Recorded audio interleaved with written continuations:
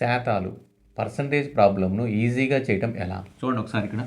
రాజు తన జీతంలో 40% ఆహారం కొరకు, 20% ఇంటి అద్దె కొరకు, 10% విహారానికి, 10% ఇతర ఖర్చులకు చెల్లించిన అయినా రాజు దగ్గర 15,000 మిగిలినవి. అయినా రాజు జీతం ఎంత? చూడండి, రాజు చేసిన ఖర్చు 80% అయితే మిగిలింది 20%. సో మిగిలింది 20% అంటే 20% ఈజ్ ఈక్వల్ ఎంత?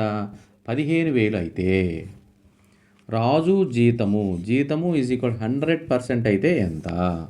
చూడండి, 100 ఇంటూ 15,000 డివైడెడ్ బై 20. 0 క్యాన్సిల్ చేయండి, దీంట్లో 5 టైమ్స్. సో 75,000. సో మన రాజు యొక్క జీతం 75,000 రూపాయలు. శాతాలు పర్సంటేజ్ ప్రాబ్లంను ఈజీగా చేయడం ఎలా?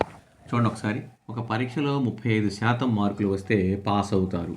కానీ ఒక విద్యార్థికి 190 మార్కులు పొంది 20 మార్కుల తేడాతో ఫెయిల్ అయినాడు. అయితే ఆ పరీక్షలోని గరిష్ట మార్కులు ఎన్ని? చూడండి, పాస్ పర్సంటేజ్ ఏమో 35%. పాస్ మార్కులు చూడండి, అతనికి 190 వచ్చి ఫెయిల్ అయ్యాడు. 20 మార్కులు కలిపితే పాస్ అవుతాడు. ఎందుకని? 20 మార్కుల తేడాతో ఫెయిల్ అయినాడు. కాబట్టి ఎంత పాస్ మార్కులు? 210. అంటే చూడండి, 35% ఈజ్ ఈక్వల్ టు 210 మార్కులు అయితే 35%కి 210 మార్కులు అయితే 100% అయితే ఎంత? ఓకే, ఇదనమాట. So 100 into 210 divided by 35. 7 ఏకం 7 5 35, 7 3 21, 0 5 ఏకం 5 6 30. సో 600 మార్కులు. సో ఆ ఎగ్జామ్ గరిష్ట మార్కులు 600 మార్కులకి. శాతాలు పర్సంటేజ్ ప్రాబ్లంను ఈజీగా చేయడం ఎలా?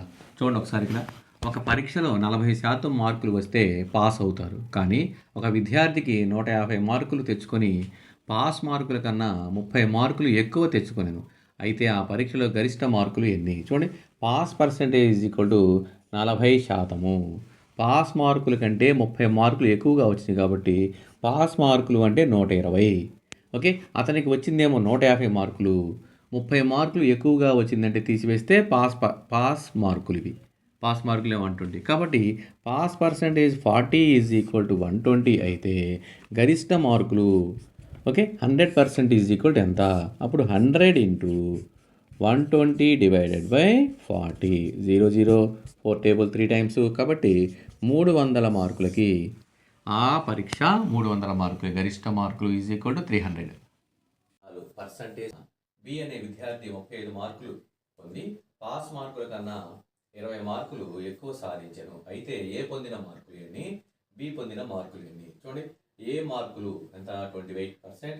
బి మార్కులు 35%. ఇదొక తేడా ఎంత అంటే 7%. 7% అంటే చూడండి 15 + 20 అంటే 35. 7% ఈజ్ ఈక్వల్ టు 35 అయితే ఏ పొందిన మార్కులు 28 ఈజ్ ఈక్వల్ ఎంత? చూడండి, 28 ఇంటూ 35/7. 7 ఏకం 7 5 35.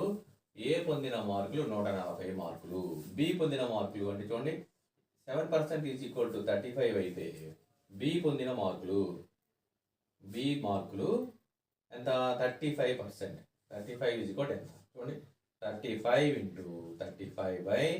7 ఏకం 7 5 35. 175 మార్కులు. బి పొందిన మార్కులు 175. ఏ పొందిన మార్కులు 140.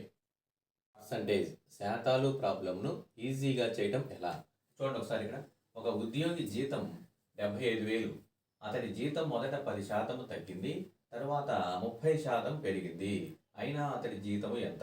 ఓకే, ఈ షార్ట్ కట్ పెరిగిందంటే చూడండి, అతడి జీతం ఉద్యోగి జీతం 75,000 అయితే 10% తగ్గింది. 10% తగ్గిందంటే 100లో నుంచి 10 తీసేసేయండి. తీసివేస్తే 90/100. ఇక్కడ తరువాత 30% పెరిగింది. 100కి 30% పెరిగితే 130/100. అప్పుడు 4 zeros క్యాన్సిల్ చేసేయండి. ఓకే, 4 zeros క్యాన్సిల్ చేస్తే మనకి ఇక్కడ 75 ఇంటూ 9 ఇంటూ 130. ఈ మొత్తాన్ని మనం ఇంటూ చేసుకుంటే మనకి 87,750 రూపీస్. ఓకే, అతని యొక్క జీతము 87,750 రూపాయలు.